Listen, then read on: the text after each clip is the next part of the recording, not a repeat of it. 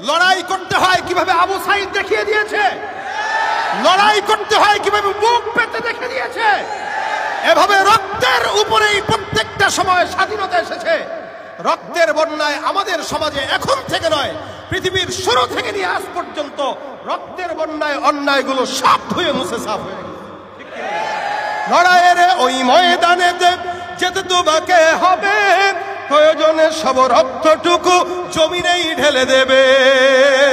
লড়াইয়ের ওই ময়দানেতে যেতে তোমাকে হবে, প্রয়োজনে সব রক্তটুকু জমিনেই ঢেলে দেবে। তবুও তোমায় লড়তেই হবে, মানবে না পরাজয়।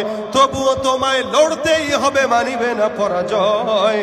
বিপ্লব মানে জীবন দেয়া বসে থাকা নয়, সে কোনো দিন আসবে না রে করো যদি ভয়।